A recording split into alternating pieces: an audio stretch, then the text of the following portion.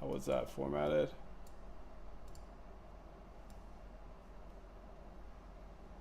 So it would be df, print df. The column we want is close, and then ilock. I think that must be it. -1. Now let's run this.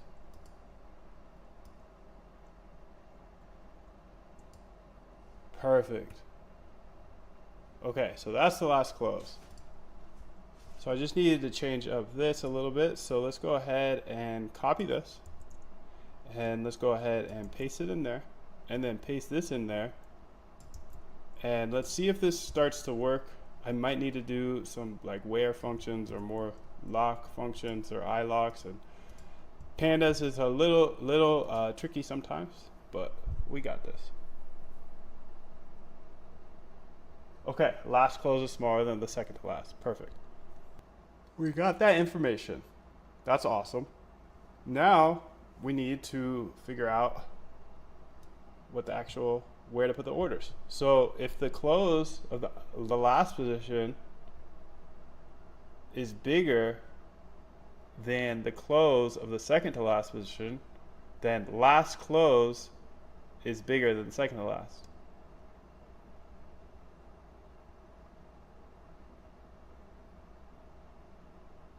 That's perfect.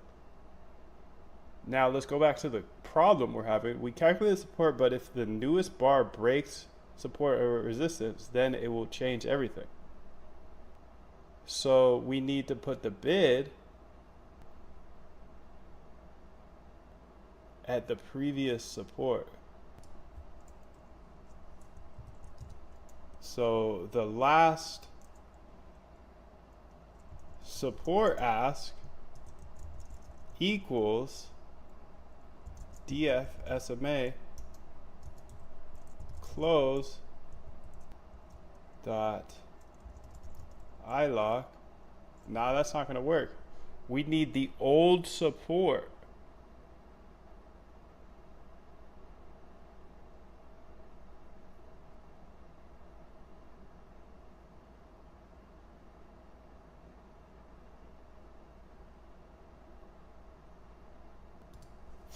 So this is tricky. We need the old support.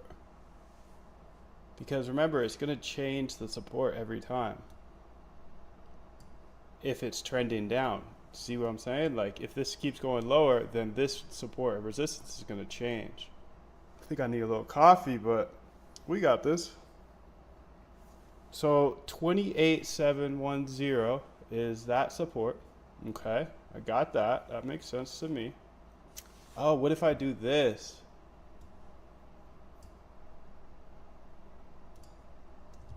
What if I call the data frame again, and if it changes, that's it. Okay, so I'm gonna call the data frame in.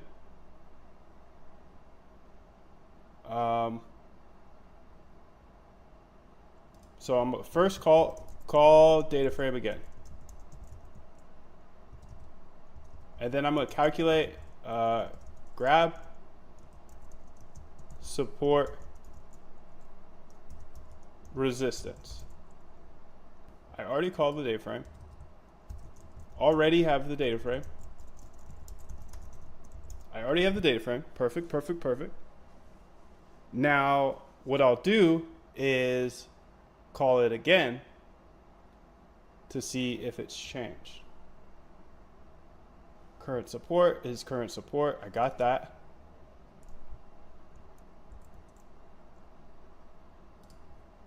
And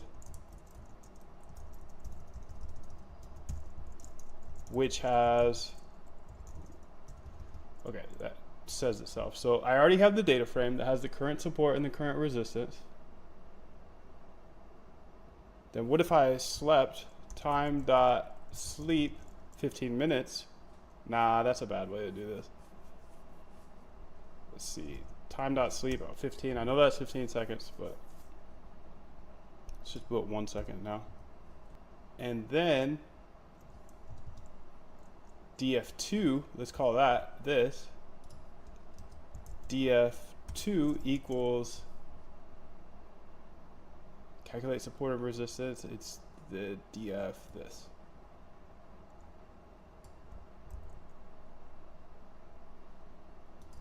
Equals that. And I could just sleep. I could sleep for 15 minutes. Nah, that's not gonna work because I don't want to miss anything. Or I could do like a while df while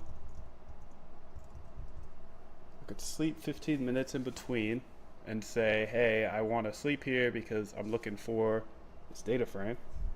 Or what else can we do? By the way, if you figure this out, put it in the comment section.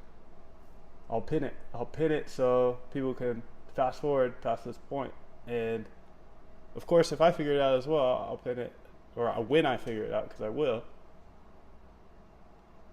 I'll pin it and then put a timestamp there as well. So, and if this video cuts off, I'm gonna make a part 2. So if it just drops off at some point, that means because my recording time has capped me out and I have to make part 2, but we'll see.